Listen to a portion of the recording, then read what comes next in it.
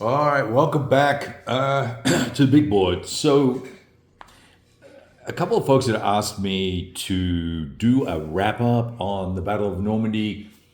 Now, I have done video, and I believe I've done write up on the game and the game system previously. But now, as we're sort of revisiting, and I'm just trying to think what I've played, because I've played a couple of times online on Vassal. It didn't get very far. A couple of turns with a buddy playing a smaller scenario. I think Operation Epsom or something like that. And I played the invasion and opening turns once by myself, and I played opposed. I played an opposed scenario as well, which might have also been Operation Epsom. So I've got a little bit of experience with it. That being said, having sat down and played with it again after going to Normandy in, when was that? October? Was it October? I don't even know when it was. September maybe. I guess I've got a little fresh perspective on things and became more in tune with supply rules and stuff like that. So let's let's have a talk about Battle for Normandy and where it fits for me as a game system and all that sort of fun stuff. So I'm not going to pull the whole thing out. I do want to comment on the fact that this is first edition with the expansion and all the extra counters and rules and stuff. There's a lot of optional rules that you can run with and stuff like that. I do just want to note some component bits. Ooh, he's loose. Evil guy got loose. I'm a big fan of the maps, first of all. I think the maps are really well done, and it's at a scale where you can see a lot of the little townships and villages and things like that makes quite a difference to me, particularly having, as I've said, been there now. I get to go, oh, okay, I know what that terrain looks like and what it feels like, even though it has changed a lot. Yes, I understand. And if I had someone lecturing me about, well, you're not really seeing the Normandy as it was in the day. It's not really what it's like anymore. You know what? Just shut up, buddy. So look, great maps, very clean, easy to read, and all that sort of good stuff. I'm looking for the rules because I wanted to reference a few things. I've got all these counters jammed into two charts. Lots of good charts in here. I like the charts, and the supporting materials are really good. They're very clean and concise. The scenario book is epically big. And let's have a look at the CRT as well. I think that'll be interesting. And the sequence of play. So a couple of things first off. I found a modest error. It's not anything, and it's nothing that I've seen noted anywhere. But you'll notice it says advance the turn marker here, and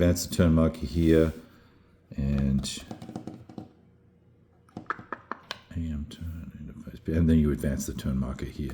Now, they're not day turns, they're time turns. Because it gets confusing because the game typically starts with a night turn, excluding the invasion. The night turn, you do that stuff, and that would be, for example, on the 7th of June scenario. That is the day, the night, the night, I think, after the 6th, right?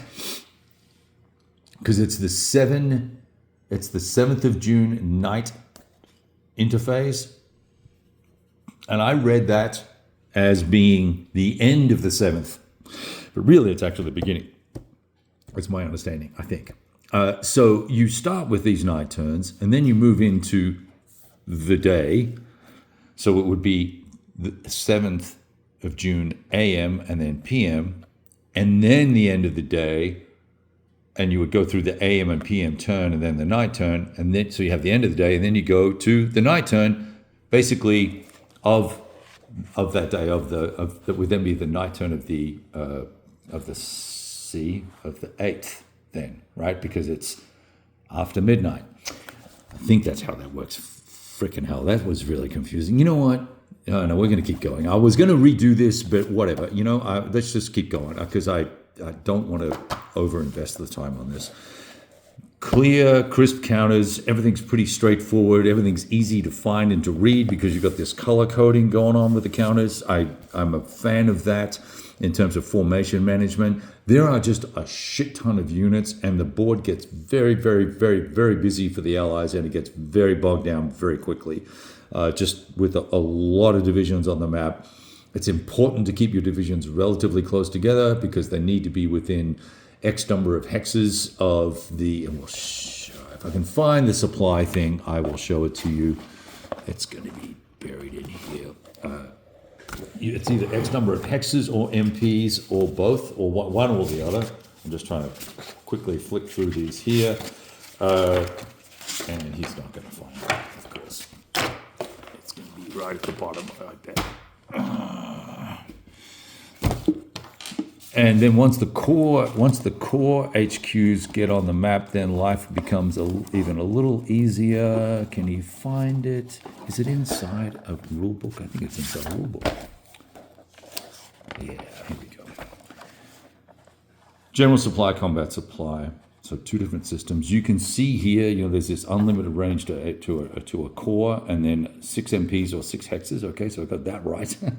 And then if it's from a beachhead, it's 20 movement points to an HQ, a divisional HQ, and then 6 MPs or 6 hexes to the units.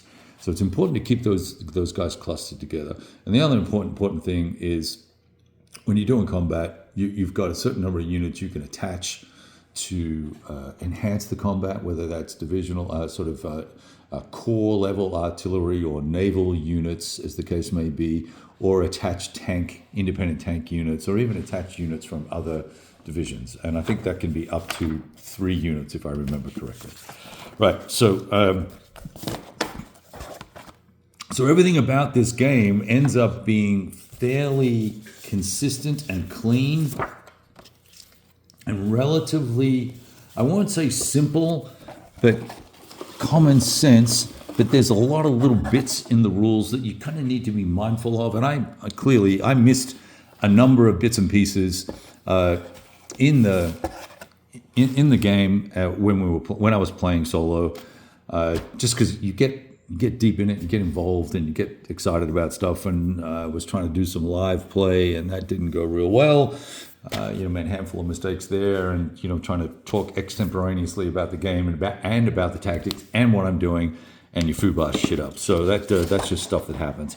The combat results table is pretty interesting too because it's not linear, progressively linear necessarily within each individual column. There are some odd results here and there. So if we go down to 2-to-1, you'll see it's let me just zoom in a little bit, I guess.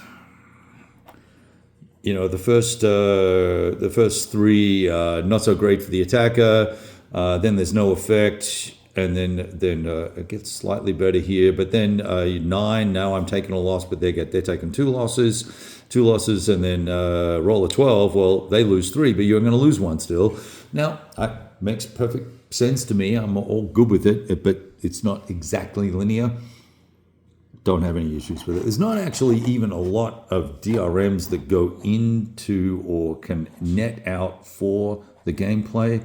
So quite often it's really going to be somewhere around the raw odds that you get, number 1, and then number 2, if you have air available and it's not bad weather, you just mitigate the terrain effect. And Bob's your uncle, you've got, whether it's a 2-to-1, 3-to-1, 4-to-1 attack, it's going to be what it is, and there'll be no DRM. So it can be a pretty clean, fast-playing game. And I think that's the thing I like the most about this game system, is that it plays, although there are a lot of units on the map, when you're moving a formation and putting it into action, doing the combat, and then doing the exploit movement, and then wrapping things up, it's moving along pretty quickly. It's more a matter of, can you sit down and focus on pushing 10, 12, 15 or more, probably, I think there might be, actually, there's a little chart here somewhere. There's there's a metric shit ton of divisions. Now, once you get them all on the board, and I've never got to that stage, there's just a lot to move. It's almost, I think I mentioned this with the step replacements. There's a cadence of the gameplay where you're going to burn out or run down a number of units through step reduction, that you're going to then have to pull that entire division out and then bring a complete new fresh division in. And so there's some management of that to take care of that's needed. And deeper in the game, I can see that would be a significant issue. Early in the game, you've basically got enough replacements to kind of keep up with things if you're careful as the Allies.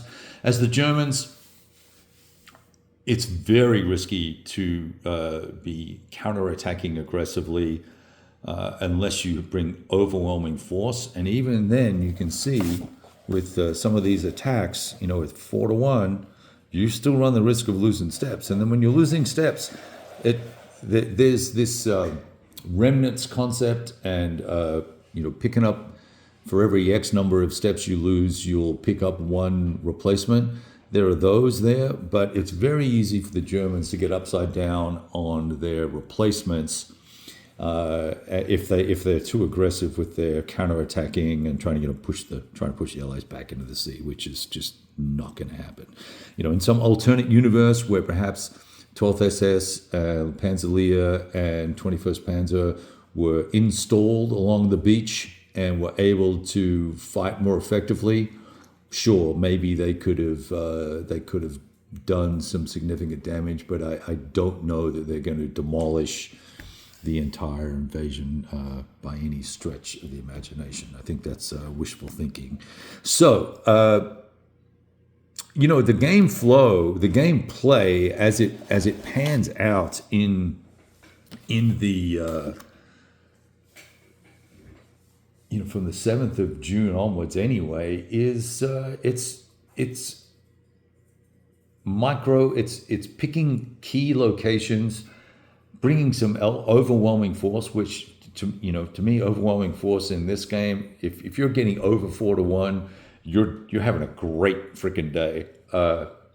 But it's bringing 4 to 1 attacks against what's typically going to be something in a stronghold or a emplacement, or it's going to be in a city or a town, and that's going to bring a -1, 2, or 3 DRM.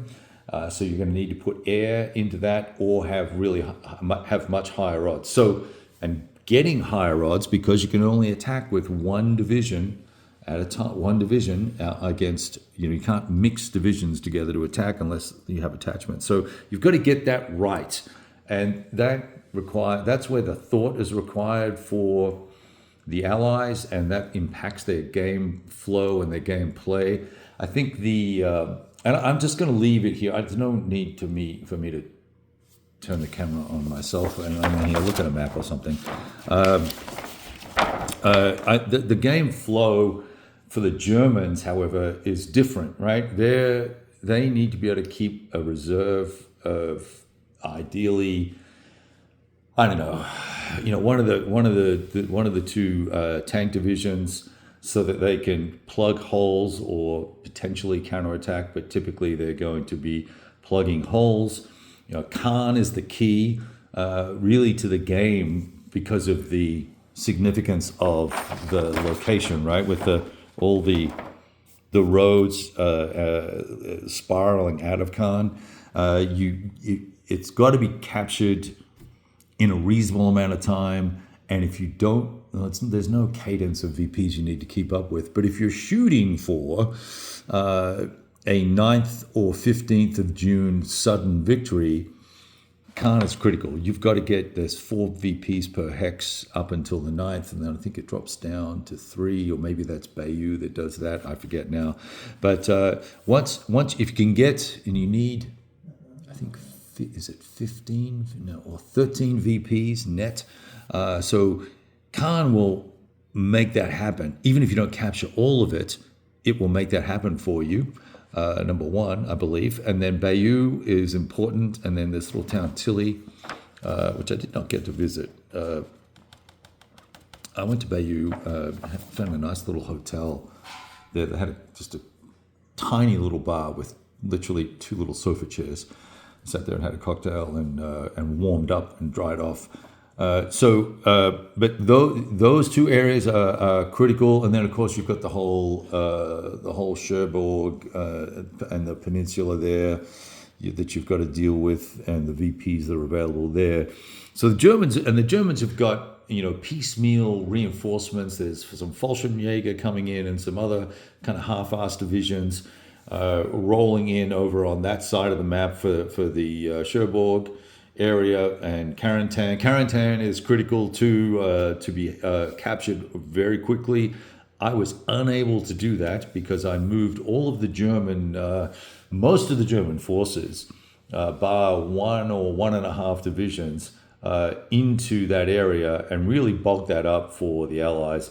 They ended up having the 90th Division, 101st fighting to get across the river to get into or near Carentan, and then eventually they had the strength to take 4th Divisions, and was it 2nd Armored or 2nd Division, and one other, maybe I can't remember now, and start pushing towards Cherbourg, because that was the easier path than trying to get through with I think it was the 273rd, and then the Fallschirmjägers were really just bogging up the whole Carentan area, that whole river section. There's trouble with trying to attack across rivers there, and everything's halved, and then it was a complete shit show for the Allies to capture that. So that was going to thwart the 15th of June effort for the sudden victory, and that's why I pivoted my gameplay and really focused on Caen and pushed heavily on that, and then went deep into Bayeux, capturing most of that, and well past that into Tilly, excuse me, and then into heading, and then started pushing 29th Infantry Division and the Big Red One down towards St. Lo as well, almost outstripping our supply. I was constantly having to move the frickin' HQ up to within range and kept forgetting to do that, which was a little bit annoying. Fortunately, the guys weren't attacking, so it didn't really matter, and they defended full strength, so nobody cares. And they weren't moving; they were just taking up, protecting bridges so that they could advance once they got some reinforcement and additional divisions to push beyond Bayeux into the St. Lo area proper. All right. Anyway, so what do I think of this game, and how does it compare to all the others that I may have played or may not have played? Look, I like the game, and I think I would buy the Sicily module. My big fear really just would be, given how attritional this system is, really, if we're going to be perfectly honest, I hate these counter trays. They're all cracked, and the lids stick, and then they pop the units everywhere. I would be wary about the Sicily game. I'm going to get it anyway. It may be a short period of ownership, but we'll see. I like the D10 combat system too, by the way. I prefer a D10 results table. I like this game. Is it something I'm going to play again? Probably, but I'll probably play one of the scenarios, not the invasion per se, or post-invasion. I do like the Killing Ground. It's a stupidly expensive game, and I know they're redoing it anyway. And I at some point I probably should let it go, but I haven't played enough of it to really appreciate it. So I'm still holding on to it, and I paid an arm and a leg for it, and I don't know that I want to. Just depends on if there's an upgrade kit, which I doubt. But anyway, there's that. So I like the Killing Ground too, but it's 1 kilometer hexes or 1.25 kilometers. So you really kind of lose the tactical notions and the detail of the terrain. Where they make up for that, of course, is in a much more complex relatively speaking, compared to this system, complex combat system with a lot of I won't say number crunching, but there's nuance and there's factoring to take into account, and armor steps and proportional bits and pieces, and then you've got the whole variable combat system layered on top of that. I haven't played Normandy 44, so I can't speak to that. I would not even consider playing the Death Ride system at company level, particularly after doing this with battalions and company-sized units. And I don't have. I sold off my Atlantic Wall SPI. I liked the scenarios out of that, but I didn't get to play the campaign. I was warned off of doing that because apparently it's in air quotes broken. And then of course Atlantic War from Decision Games in the GOS system. No thanks. So that really they're about the only Battle for Normandy D-Day invasion games I have. Everything else is kind of tactical scale stuff. So there you have it. That's my 21 minutes. All right, well, I was going to do 5. So I don't know if that helps anybody in terms of making their decisions about buying this or not with the second edition once they get all the errata counters out. Hopefully we won't be finding any other issues. It seems like the game developer there dropped the ball. I know Danny was pretty much on it, but it seems to me that the developers and whoever's doing the fact checking and spell checking kind of messed up a bit. But there's also handful of little errors in this as well. So you're just going to have to roll with shit when you get to these big monster games. Mistakes are going to happen, and it's a lot to get straight. Even the OCS gurus issue errata counters and all the rest of it. So and they're as OCD as you can get when it comes to getting stuff right. So anyway, Battle for Normandy, I like it. I wouldn't scale it out of 10. I never do that. I think it gives you all the decision making and theme that you could want out of a Battle for Normandy game. I think it's beautiful to play. It really is very attractive once it's all out and on the map, and it's epic in scope, and it's very, very playable and very consumable. If you're into monster games, this is your huckleberry. All right, guys, talk to you soon. I hope this is helpful.